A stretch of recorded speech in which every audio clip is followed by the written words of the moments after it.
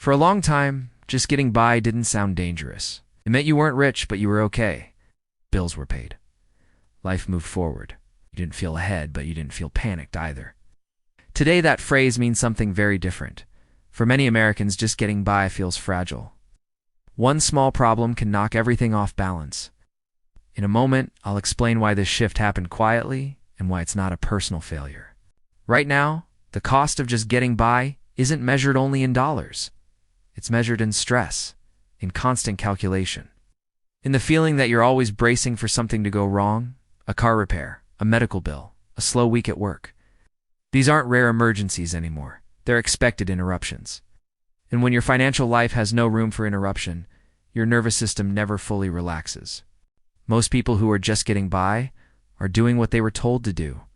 They work, they show up, they pay their bills on time, they avoid obvious mistakes. And yet the margin that used to exist has disappeared. Later, I'll explain why working harder often doesn't fix this feeling anymore. The biggest change is how much of income is locked in before you even touch it. Housing takes a larger share than it used to. Transportation costs more. Insurance premiums rise quietly. Groceries don't return to old prices. Healthcare shows up unpredictably. By the time the paycheck arrives, most of it already belongs somewhere else. When almost all of your income is committed to fixed costs, flexibility disappears. And without flexibility, just getting by becomes exhausting. Every unexpected expense feels like a threat, not an inconvenience. This is why budgeting alone often feels useless. Yeah, budgeting shows you the numbers, but it can't create room when everything is already spoken for. This pressure pushes many people toward credit cards. Credit cards aren't usually a reckless choice. They're often a survival tool. They smooth uneven expenses. They cover emergencies, keep life moving when cash runs out. At first they feel like help. But interest changes the math in ways people don't feel immediately. Imagine carrying a $4,000 credit card balance at 25% interest. The minimum payment might be around $120. You pay it every month. You don't miss. You're responsible. But a large part of that payment goes to interest, not the balance. At first, you might only reduce the balance by $30 or $40. The rest is the cost of time. This is why just getting by feels like standing still. You're moving but not forward. And when progress feels invisible, motivation fades. In a moment, I'll explain how this connects directly to credit scores and why people feel stuck even when they're doing the right things. Credit scores make this experience feel personal. People think a credit score measures effort or responsibility. It doesn't. It measures risk. Payment history is the largest factor, roughly 1/3 of the score. Paying on time matters because late payments signal instability. Even one late payment can drop a score dramatically, and that impact can last for years. But here's the confusing part. Paying on time mostly prevents damage. It doesn't automatically improve your score if other risk signals remain high. Credit utilization is one of those signals. It's how much of your available credit you're using. If you have a $5,000 limit and carry a $3,500 balance, that's 70% utilization. Wow. Even with perfect payments, that alone can hold your score back. Here's a simple example. If you reduce that balance to $2,500, your utilization drops to 50%.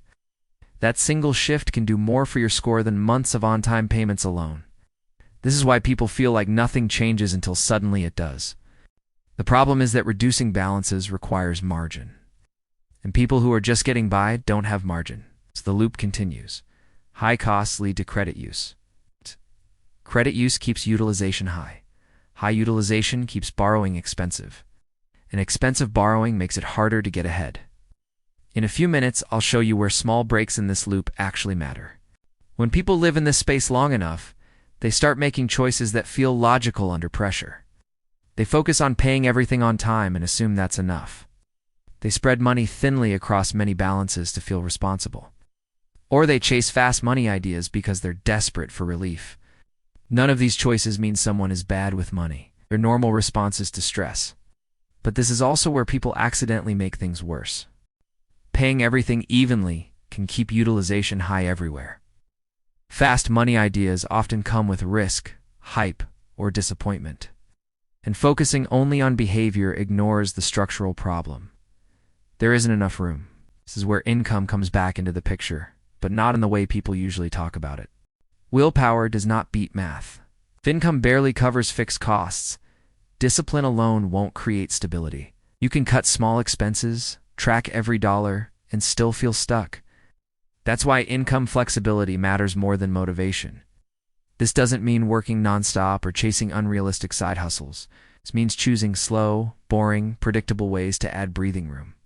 Even an extra $250 or $300 a month can change everything. It's not because it makes you rich, but because it creates margin. That margin lets you avoid putting one bill on a card. It lets you push a balance below a utilization threshold. It lets you handle a normal problem without panic. This is why boring income works. It shows up quietly and reduces pressure.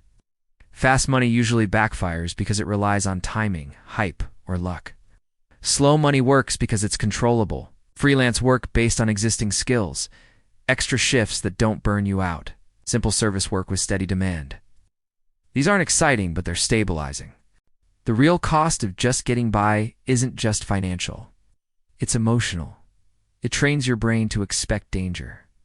Every balance check feels tense. Every bill feels heavy. Over time, people start avoiding their finances, not because they don't care, but because it hurts to look.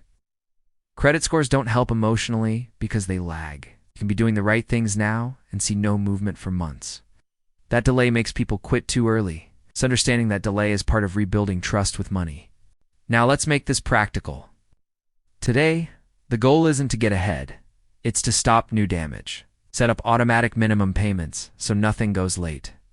Identify the highest interest balance or the card closest to a utilization threshold. Avoid adding new balances if you can. These steps don't feel dramatic, but they protect you. This week, focus on clarity. Know your fixed costs. Know which balances hurt the most. Know when statements close. Awareness alone reduces anxiety because it replaces fear with information. This month, focus on margin. One small income move. One balance reduction that actually changes your position. One adjustment that creates breathing room. That room is what makes everything else possible. Just getting by feels expensive because modern financial life is tight, and no one explains it clearly. Financial repair is slow. It's uneven. But it works when pressure is reduced gradually. You are not failing. You're navigating a harder system with limited tools. As you add better tools, things shift. Not all at once, but enough to breathe. Enough to think clearly. The real cost of just getting by is constant stress. The goal isn't perfection, it's stability. And stability can be built slowly, legally, and calmly.